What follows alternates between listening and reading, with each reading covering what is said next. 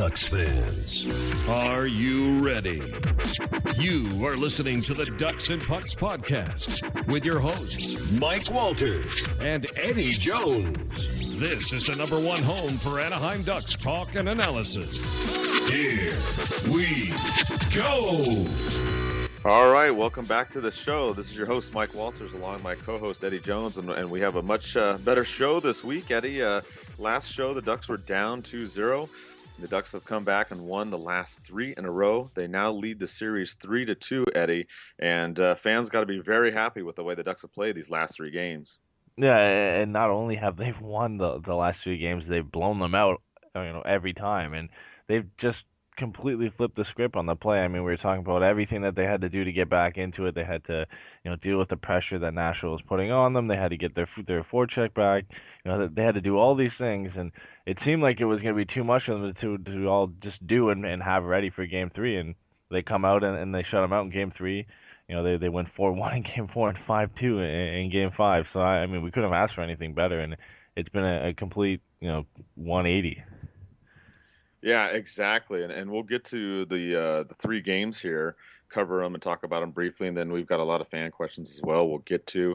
And we'll talk about the league as well. There's some action going on, obviously, all over the country, and some interesting series. Some have been finished, some have been extended. We'll kind of give some updates on those as well. Let's get to the first game of this week since we talked on the last podcast. Game 3, the Ducks went into Nashville, down 0-2. As we expected, Frederik Andersen went in net, and the Ducks took it to Nashville in this game, Eddie. McGinn got the first goal halfway through the first period. You had Raquel and Stewart add goals in the second period. And, of course, Andersen was, lights out with the shutout, blocking all 27 shots he faced. And the Ducks got back in this series with the 3-0 win. Mm-hmm. Horkaf comes in and makes an immediate impact, creating the turnover and making a good pass to Jeremy McGinn, who slots in his first of the postseason, and Raquel getting on the board with a really good tip, and then Stewart getting his first as well. And I think it was just a great night. Freddie comes in and does more than we could have hoped for. He gets a shutout in his first game, plays amazing, and there's depth scoring from all over the lineup. I think the fourth line grabs 2 goals in this one, and Raquel grabs the other one. So I mean, just a great effort and a great rebound to get back in the series. And we knew playing in Bridgestone Arena was going to be hard, but they took the crowd out of it early. That was a key, too, we talked about in the game previews, is for the Ducks to score first and take the crowd out of it. And they did in the first period. They took the crowd out of it. The crowd got loud again in the second period, but then Raquel was able to silence the crowd with a goal there with, just a beautiful move, redirecting that puck past Pecorine. That was just a great highlight reel and, helped the Ducks go on to win, especially when they took that 3-0 lead later on in the period on Stewart's goal as well. Some of the things that I noticed in this game, Eddie, that the Ducks did well was turnovers was the big thing. Remember, we talked about games 1 and 2. The Ducks averaged over 20 turnovers in those first 2 games. In this game, they only had 12, which definitely helped, and Nashville had 24 in this game. So that was a huge difference.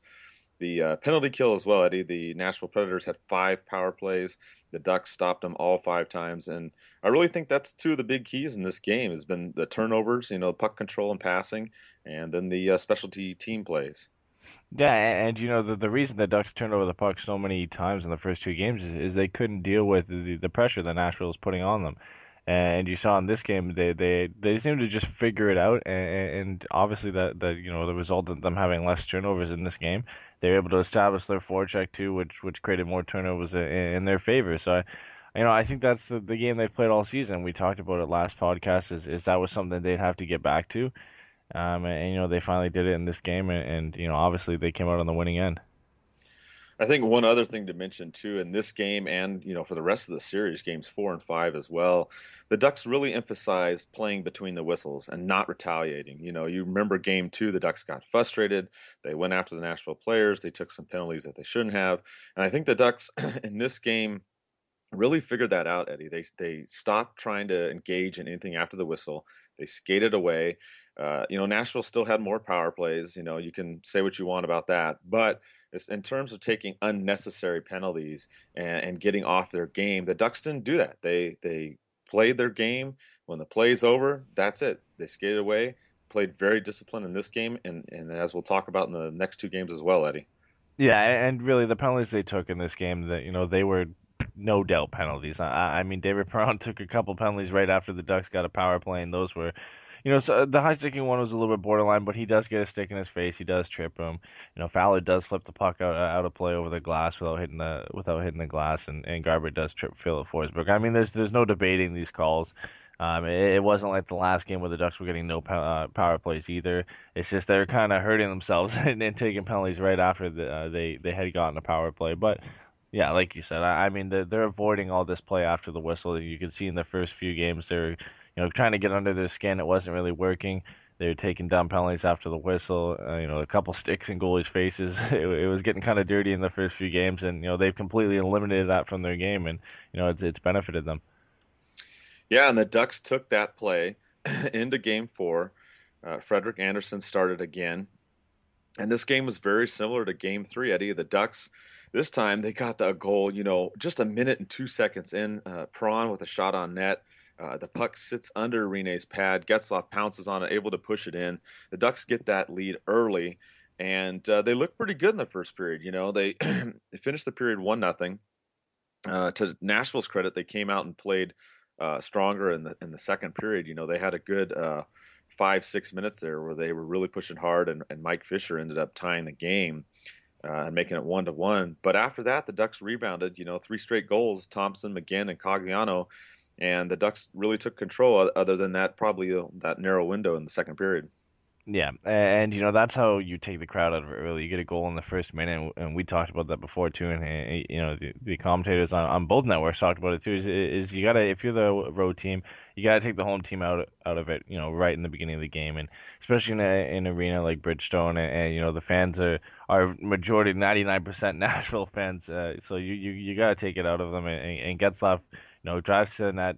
Rene's been giving up rebounds all series. We talked about that, and he leaves one out in front, and Getzlaf makes him pay. And they played a really strong first period, and they kind of tailed off in the second period. We've seen flashes of last year where they were just awful in the second period, and then it's kind of been a mixed bag this season. Some second periods are good, some are bad, and the beginning part of this one, Nashville came out angry, and the Ducks have a kind of a defensive lapse.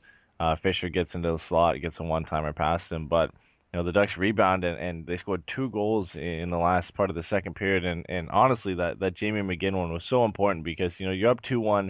That's okay, and we're happy with that. But going up 3-1 in the third period, I think, was huge for their confidence. Yeah, I agree. And I think the biggest thing we talked about also in the first 2 games that the Ducks weren't doing, they started doing in these games, was going towards the net, Eddie. You look at all 4 of the Ducks' goals, they're all a result of somebody going to the net or being in front of the net or making some kind of a play around the net. Getzlaf goes to the net on the Perron shot in the first goal. Thompson's in front. He outweights Rene and makes a nice move as he skates around him. McGinn's play was a beautiful play too. He hits the puck out of midair. It actually redirects off Rene's pad and then just inside the post. And then, of course, Cogliano at the end, he's in the slot there and gets basically, the nail in the coffin, so to speak, making it 4-1. So when the Ducks get in front of the net like that and they go and crash it, it's tough for any goalie to really, stop all these shots. I mean, the Ducks have a balanced attack, and that's what's proven to be a big difference in these last 2 games. Yeah, and something that pretty much everybody has pointed out, and we've mentioned multiple times, is Rene's leaving a lot of rebounds out there. And everybody's starting to see it, and the Ducks are finally starting to capitalize on it, and they really did that in this game. Obviously, Getzlaf's goal is a result of a rebound that Rene leaves out there. McGinn's goal as well is a rebound that comes off and he bats out of midair, and Cogliano's crashing into net off a rebound too. And that's something that you got to take advantage of when a big goalie like this is leaving so many rebounds out there. You got to take advantage of it. Yeah, and not to sound like a broken record, but again, the penalty kill was perfect. Again, Nashville had was technically 6 power plays, even though one was really short, but they had 6 overall, and the Ducks killed all those off. On the turnover front, the Ducks only had 6 turnovers in this game, where Nashville had 15, which is outstanding. I mean, if you can limit your turnovers to less than double digits, then you're doing something extremely well in this game. And another big thing I liked too, Eddie, was the block shots. The Ducks blocked 25 shots in this game, which is, it's just huge. I mean, don't get me wrong, Anderson is able to block as many shots have been coming his way. In these last two games here, 3 and 4, he only gave up one goal. But when you're getting that kind of defensive support, you're getting guys that are sacrificing their body, getting in those shooting lanes, and getting in front of Andersen and making those kind of blocks, it just makes life difficult. And you could see Nashville got frustrated as a result. Yeah, and it's something the Ducks had to deal with in the first few games too, and blocking key shots at key times in the game. And now we're starting to see, and the Ducks have done it all season. Kessler's been one of the best forwards at that, and he sacrificed his body a lot of times in this game, and everybody's buying into it. And obviously with the equipment nowadays, is pretty much everybody on your team becomes a shot blocker. And the Ducks are taking advantage of that, and it's really paying off. And obviously keeping Freddie, he feels a little bit safer. He did end up having to still stop 31 shots in this, but when you block so many shots, it makes life easier for the goaltender for sure. Yeah, and the Ducks basically took the 2 from Nashville, tied the series, got back in it. The games shift back to Anaheim, obviously yesterday, and the Ducks go in pivotal game 5. Frederik Andersen goes in net again for this one. Eddie, thank God, no 2-game goalie rotation. You and I talked about this before, and we were not fans of this, at least in the playoffs. We said during the regular season it's fine, but you got to go with the guy that's winning you the games, and Andersen's the guy. So they go with Andersen the third time in a row in this game. This one was a little bit of a different game.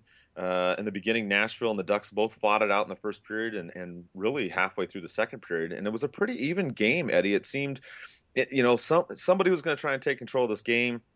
You couldn't really tell who it was going to be yet. Both teams had chances. Rinne made some great saves. Andersen made some great saves. Nashville ends up getting on the board first, but the Ducks responded, right away. You had Perron get that crazy bounce. And it goes off of a skate and in over Rinne 22 seconds after Nashville had scored. And then Garbutt gets a power move at the side of the net and just jams it in. And all of a sudden, the Ducks were down 1-0. Now they're up 2-1 at the end of the second. And they go into the third and they get more goals. And they end up, winning 5-2. I think, a big moment was those 2 goals in the second period, Eddie, but also the goal by Vatanen. He takes that penalty in the third, and Nashville's pressuring. They're trying to tie the game, make it 2-1, and Silfverberg finds him right out of the box on the breakaway. And I just felt that was another huge momentum play in this game, and really carried the Ducks to this win. Yeah, and obviously with Nashville scoring first, I think a huge point in this game is being able to respond right after. David Perron gets a really lucky bounce in front of the net, and it loops over Rinne's head, and that's pretty hard to do when you've got such a big guy in net. But just being able to reply so quick after that goal, I think, was huge for them. And then obviously Garbutt getting another goal less than 2 minutes later is kind of similar to the last game with McGinn getting that goal right at the end of the period to make it 3-1. And then, like you said, kind of killing the momentum after Nashville has a power play. They were building up some momentum, getting their play going, and then you just shut it down with Vatanen getting a goal right out of the box. And I think obviously that was huge. And being able to the power play finally to come through late in the game to put the insurance marker up was big as well. Yeah, the Ducks really took over, at the end of the third there. Fowler on the power play, Kessler on the empty netter, and they, pulled away at the end there. But the Ducks did what they had to again in this game, and a big key in this one was the faceoffs, Eddie. The Ducks, they won 40 faceoffs, and Nashville only won 26. So that was a huge factor again.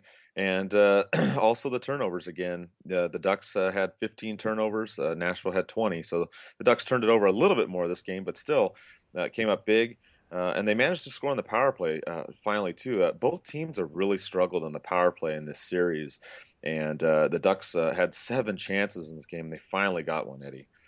Yeah, and it's because there's not a lot of room. Both teams established that from the beginning, from game one. Is there's not going to be a lot of room. You're not going to have a lot of room to make any plays. And I think with the game being a little bit later and having that power play at the end, guys were a little bit tired.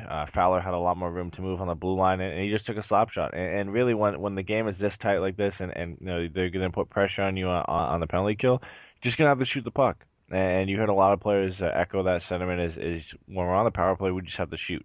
You're not going to be able to make the perfect pass every time, especially when they're up at the blue line pressuring you, and that's what Fowler does, and he ends up squeaking one through, and he gets a key goal in this game. Yeah, and this game is huge. Game 5, We're kind of in the same position now that the Ducks were against the Kings a couple years ago. If you remember, the Ducks went down 2-0 and then went up 3-2 on the Kings. And then obviously we all know what happened. But the Ducks are in the same position. And, game 6 is going to be huge. We've got a lot of questions about that and the goalies and whatnot. We're going to get to those in 1 second. I just want to mention our sponsor real quick. It's going to be Sons of Hockey again. My buddy Josh, he does hockey shirts and all teams on his website at sonsofhockey.com. You can also check him out on Twitter at his Twitter handle is also Sons of Hockey. So check him out. He's a good dude. He supports us and we support him as well. So check out his shirts. Now getting to, game 6, back to the Ducks and what's going to happen here. A lot of fans are concerned about the Ducks playing in game 6, Eddie, and then going on, to the next series, or if they're going to have to go to game 7. We had Cameron and Michael ask if the Ducks need to win game 6 to avoid a game 7. What's your thoughts on that, given the past 3 playoff experiences the Ducks have had? Obviously you would like to win it in 6 games, get out a little bit earlier. San Jose got out in 5. They're going to have a little bit more rest if you want to look at it that way. But it's just key for momentum too. You've just won the last 3 games in a row. You're down 2-0. If you lose this game, you're coming into game 7 after a loss, and these guys might have a little bit more motivation. You do have the advantage of home ice, but it's tough to say. Obviously winning game 6 would be a lot better than going to game 7. That's for sure. Yeah, I don't know if it's a must win, but it's a very important win. I think the Ducks have been rolling these last 3 games. And obviously with Andersen and net, and it's not official yet, but we're pretty sure he's going to start game 6. They need to just keep going. I think they've played so well in these last 3 games, turning their play around. They're hitting more. They're not taking unnecessary penalties. They're handling the puck better. They're doing everything right, probably minus the power play. That's the only questionable area I would say that they've had this series. But other than that, they've been doing great. And yeah, you want to finish this game in game 6. You want to close it out. These closeout games are important.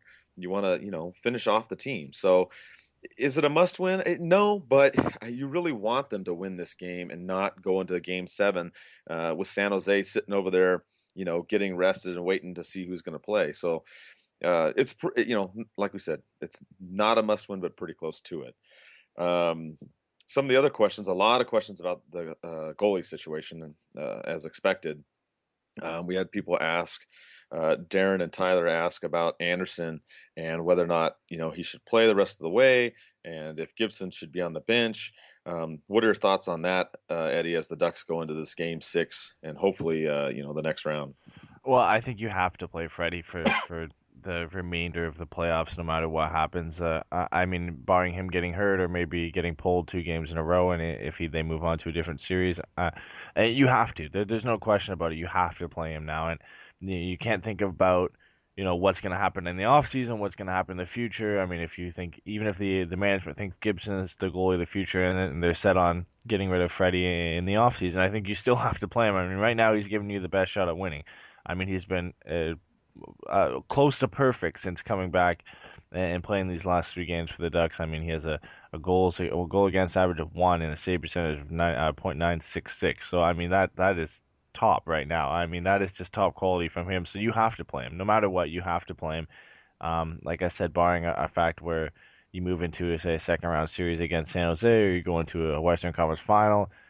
Something goes wrong, he plays really bad for 2 or 3 games, then maybe you go back to Gibson. But as of right now, you have to play him.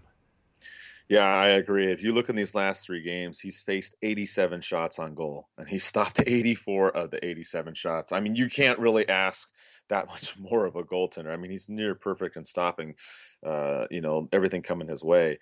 And if we go back, we've talked about since he got on a roll back in January 13th and on, in 25 appearances, his record is 21-2. You can't ask for much better than that as well. That's tops in the league. Winning 20 games and 25 appearances is outstanding. Combined, that counts the playoffs as well since January 13th. So you have to go with Andersen. The Ducks would be, silly not to ride him as much as they can. He's in the zone. He's just playing outstanding. So there's just no question in our minds that Anderson is the guy that you're going to go with, unless he has a really bad game for some reason, like you said, Eddie, and maybe Gibson comes in, and, for relief, and then you go from there. But even then, I don't see that happening. But if it does, we'll bridge that gap when it happens. But I really think he'll still bounce back, even if you put him back in after maybe a poor start in one game or something, Eddie. Yeah, for sure. I mean, if he has a poor start in one game, you would probably see him come back in. I mean, right now, you've heard Boudreaux say it, and pretty much everybody agrees is he deserves to be in the net right now. I think he gets one game. Obviously, if he has a bad game, I think he deserves that with the way he's played. Yeah, the only situation, again, echoing the same thing, is if he has two bad games in a row, maybe three. You get down 3-0 or something in a series, and maybe you switch it up and put Gibson back in. But like you said too, I don't really see that happening right now with the way he's playing. And another question along the lines too of Anderson is, and it's a little early to talk about this, but some people have asking about the summertime and what the Ducks are going to do, and I think it's going to be interesting, Eddie, if Anderson continues on the path that he's on now, and again, hopefully, you don't want to be overconfident, but hopefully the Ducks go far in these playoffs. It's going to make life difficult, I think, for the Ducks management, and saying that they're not going to try to keep Anderson in the summertime. I mean, I know with the cap and the money and all that stuff comes into play, obviously, and the Ducks usually have a cushion in the cap, but they may have to reconsider some things in the summertime, Eddie, depending on how this playoffs turn out for the Ducks. Yeah, and really, it's not so much the cap anymore as the looming expansion draft as the main issue. Obviously, Gibson's locked up for 3 years. By the time the expansion draft comes around, if it comes around as scheduled at the next draft, is he will have to be protected. He's not automatically protected, and if you keep him and Freddie for long term, well, you're going to lose one of those guys for nothing unless you decide to trade them before the trade deadline. And a lot of teams, might not be looking for another goalie that they won't be able to protect. So, I mean, realistically, if that's the case, right now is the best time to trade him. I mean, his value is never higher. If he takes you to a Stanley Cup final, it's going to be extremely hard to say, yeah, we're going to have to let you go. But if you believe Gibson in 4 years is going to be better than Freddie is right now, I mean, I think you have to go with that, and you'll be able to get a ton for him, even with him being an RFA. You'll be able to trade his rights. He'll be a Stanley Cup winning goalie, or he would finish the playoffs right now, even pretty strong effort there, showing that he can take you there. So, it's a tough situation. Obviously, they'll look a little bit harder at it, and they probably already are right now. But I think the main issue is the looming expansion draft makes it hard to really keep both of them. Yeah, I think that's the path that it's going to have to go down, unfortunately. I mean, you'd like to see the Ducks keep both, but as you said, the expansion draft, which that's what the Ducks had back with Florida back in '93.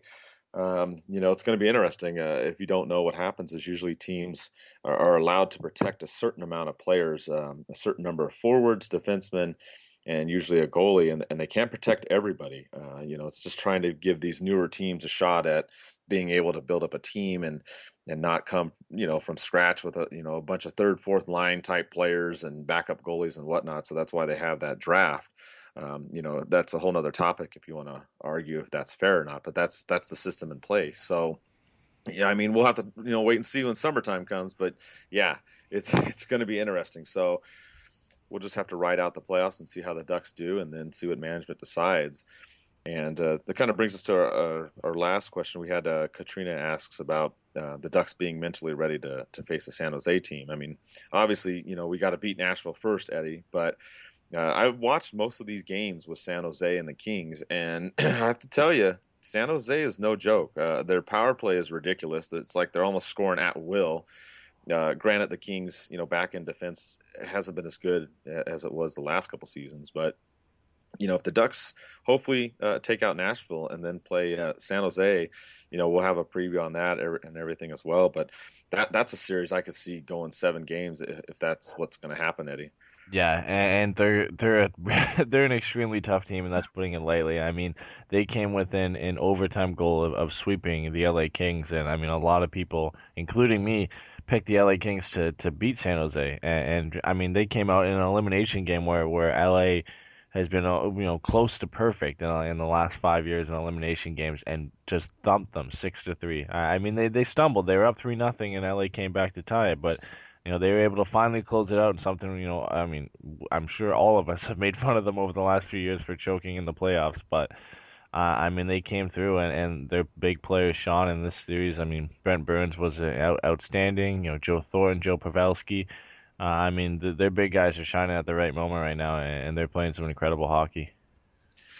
Yeah, I mean, I think if the Ducks beat Nashville, they'll be mentally prepared for San Jose. I mean, obviously the Ducks played them well in the regular season, which I mean that doesn't always translate into winning in the playoffs as well. But the Ducks faced adversity in the regular season. They faced adversity here against Nashville early on and turned it around. I think that's a huge bonus for the Ducks. Not that we wanted them to go down 2-0, but they lost those first two games. They didn't play their best. They lost both by a goal, and we knew they could play better, and they came out and played better and won these last three. So I think the big key, and we talked about it earlier in the show, Eddie, is the Ducks win Game 6 and knock out Nashville and win 4 in a row. If they do that, then that's going to be huge momentum for them, and I think will really carry them going into a series with San Jose. Oh yeah, for sure. You obviously want to be able to win that Game 6 and be riding that 4-game winning streak into a new series against a team who, I mean, just like I said, had an outstanding series and just beat one of their rivals, pretty easily in 5 games, and they're going to have a lot more rest. And it's gonna be a tough game. I mean, they play a lot different style compared to Nashville. They're a more open ice team. They're a lot quicker as well. So I think the Ducks are gonna have to be ready for that and being able to ride in with momentum and having one less game played on your resume. I think is a lot better for their chances to face San Jose. And speaking of the playoffs, let's talk about some of the other teams as well here. If we stay in the Western Conference here, obviously we've talked about the Pacific here, but let's shift gears and kind of look at the Central here. You got some interesting stuff going on over there, Eddie. I mean, you had St. Louis, who was up 3-1 against Chicago. Chicago's now won the last 2 and forced a Game 7. This is a series where, some of us thought St. Louis would get over the hump and take out Chicago, especially after building that lead. But now with what's going on, them going to a Game 7, I mean, I don't know. It looks like Chicago might be the one pulling out this series. Yeah, and really, I was one of the ones who were hoping that they would do it this year. I thought even before the playoffs started that they could do it. Thought Chicago missing Keith for Game 1 was going to be big, and St. Louis ended up winning that game. And with Crawford coming back from injury, I didn't know if he was going to be 100%. And St. Louis built up that 3-1 lead, and you thought, hey, I mean, they could do this, but there's also the fact that this is the same Blues team that's choked in the last few seasons. Right. And I mean, with San Jose winning and going to a Game 7 right now, it's not looking too good for St. Louis. St. Louis might be the new San Jose when it comes to choking in the playoffs if they end up losing this one at home in Game 7. Yeah, it's tough. I mean, I know a lot of people want St. Louis to win because, everybody's tired of LA and Chicago out of the Western Conference. And man, it's just going to have to see how this one plays out. It's going to be an exciting game for sure. I watched Game 6, after I got home from the Ducks game and saw parts of it and whatnot. And I remember in that game too, St. Louis was up 3-1 in that game, and then they ended up getting blown out in Game 6. So it's going to be a wild Game 7 for sure, and have to check that one out. Another series that's still going too, Eddie, is Dallas and Minnesota. Minnesota won the last one. Now Dallas leads 3-2. Kind of surprised a little bit, maybe. I don't know, but Dallas without Tyler Seguin has been winning, but they still got to try and close this one out too, Eddie. Yeah, and the thing with Dallas too is they remind me a lot of the Washington Capitals. Up to a couple seasons ago before they had a better blue line that like they do now and an all-star goalie in Braden Holtby. I mean, Dallas is almost the same team. They've got great goal scorers. They've got Tyler Seguin who's a playmaker like Nick Backstrom was, and they've got Jamie Benn who's going to put pucks in the back of that like Ovechkin. But their blue line is very thin. They've got Klingberg, who's very good offensively. They've got Goligoski, who's good offensively, and then it kind of tails down from there. And then you've got Lettinen and Niemi in that.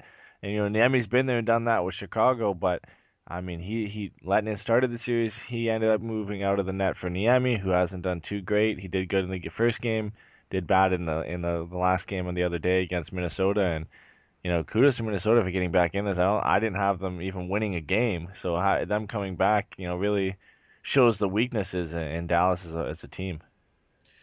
Yeah, it's going to be interesting. I still think Dallas is going to pull this one off. I really do. And I think Chicago will probably pull it off, and those are going to be your two teams to face in the Central.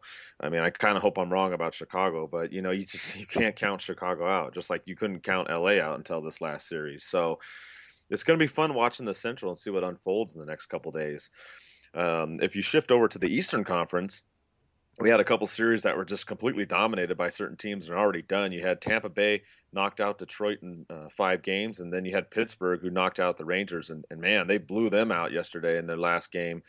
So those two brackets are set. Eddie, were you surprised in either one of these with maybe not necessarily Tampa Bay or Pittsburgh winning, but them winning both in 5 games?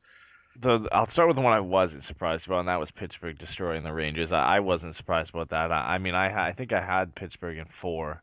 Probably shouldn't have said 4 because I think the Rangers are a little bit better team than that. But I mean, the way Pittsburgh had been playing going into the playoffs without Malkin comes back, he dominates. Crosby dominates. Hornqvist dominates. They don't have Marc-Andre Fleury, yet they're able to get a win out of Jeff Zatkoff, and then Matt Murray, their young rookie, comes in and he dominates, and they just destroy the Rangers. And Lundqvist looks, I mean, he said it was in a quote that it was a feeling of embarrassment, and it was. I mean, they got routed in almost every game, so it was just a disappointing playoffs for the Rangers. But I mean, that next series in Penguins versus either Capitals or Flyers is going to be probably the marquee matchup of the second round.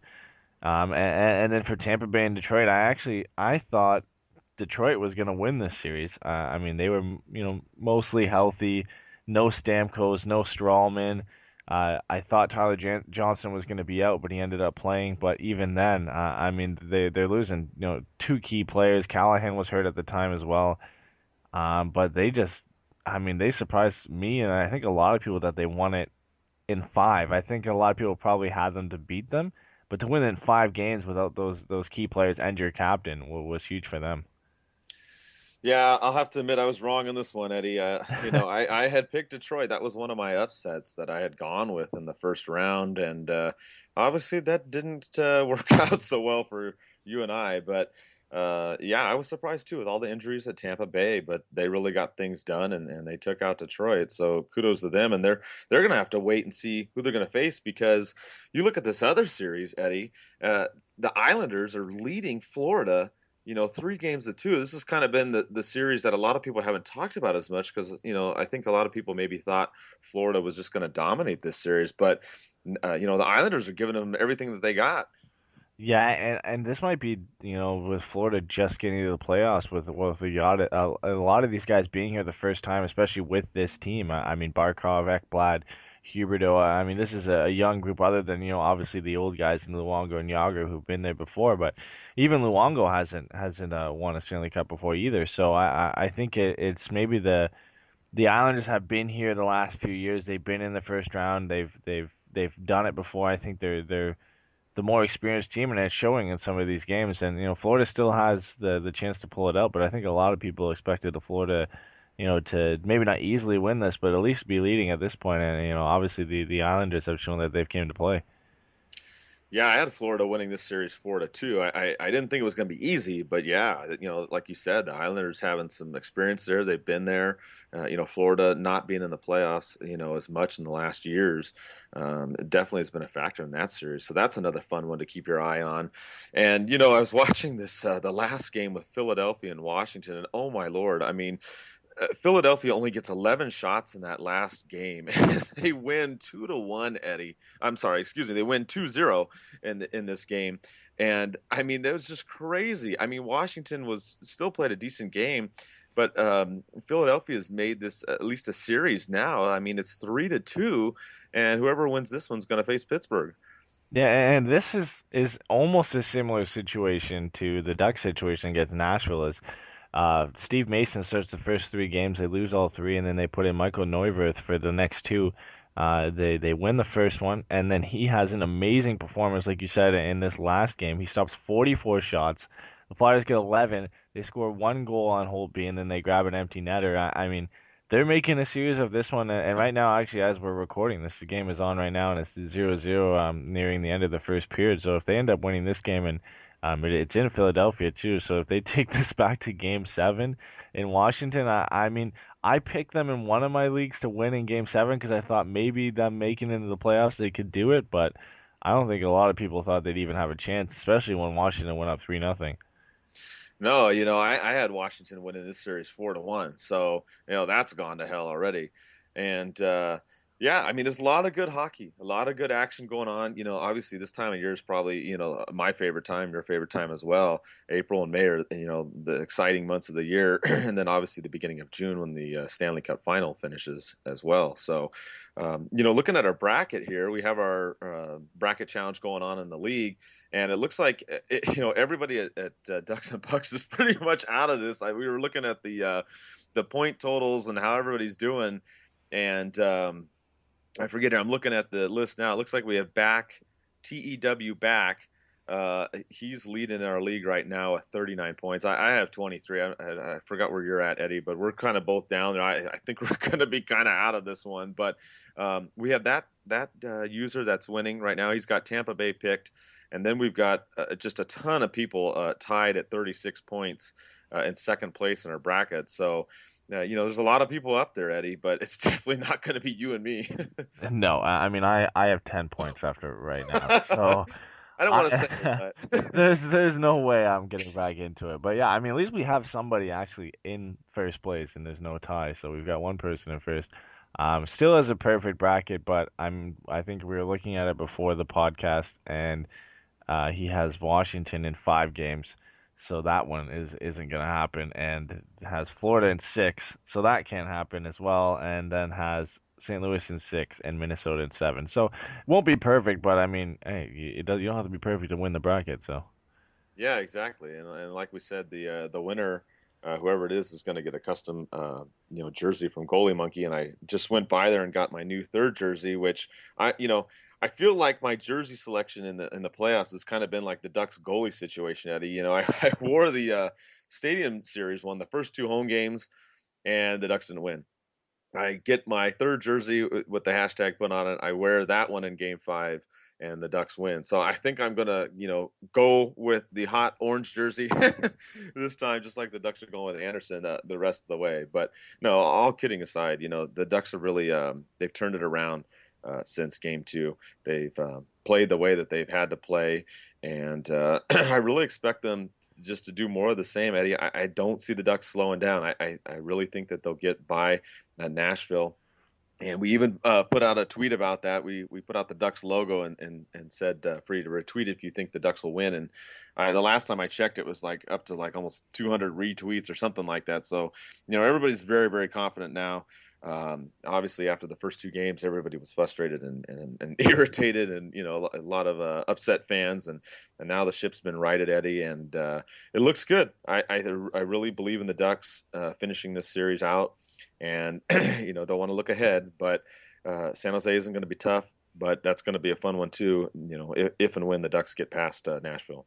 yeah, and I have full confidence in that they can go in tomorrow and they can pull this game out and win it in 6. I think it's a different team from what we've seen before. I mean, it's hard to look at all these past Game 7s, and especially when you look at Boudreau's record with Game 7 and to blame it on the coach. I mean, it's obviously it's the thing you could easily blame it on. There's multiple different teams, so who else is at fault? But I think this is a different team this year. They're different makeup. They play a different style to Ducks teams that we've seen in the past, and I think they'll be able to play a solid defensive game. They've showed that they can win at Bridgestone, and I think they'll go there tomorrow and finish in 6. I agree. And if that's the case, or if it does go to Game 7, we'll have a podcast after the series ends. Whatever the result is, we'll have one this week, maybe Wednesday, Thursday, before the next series gets started. Hopefully, again, not to be overconfident, but, if the Ducks win the series. But either way, we'll still have a show. And if the Ducks win, then we'll also preview the Ducks against San Jose, if that's in fact what does happen. And we'll keep you guys all updated as well. One quick update too, Eddie, before we end the show. I did want to mention there was an update on Brandon Perry. They said that he's been skating with Clayton Stoner. They've been skating individually, and it looks like he suffered an upper body injury in the game against Vancouver on April 1st. So that was the latest on that. I do know that Stoner also has an upper body injury, a minor one. I don't know the exact location, but that's the most I know on that one as well. And there's no timetable yet when they're both supposed to come back. But hey, Eddie, at least it's a good sign that they've been out there and they've been at least skating for the last week or so. Yeah, and it would be nice to get those guys back and add some depth and be able to match up against obviously different teams. And bringing in Stoner would be nice to have back. I mean, a lot of people have been critical of Dupre and sometimes for good reason as well. But to have a guy like Stoner back and be able to put him in the lineup and obviously to get Manson back hopefully as well and be able to put him in the lineup because he's a key piece of this Ducks team, and being able to put Piri and slot him in at different times to match up against different lines and different opponents is going to be big for the Ducks for sure. Absolutely, and we'll keep you guys up to date. We'll have more shows as well throughout this playoffs. And as always, let's go Ducks.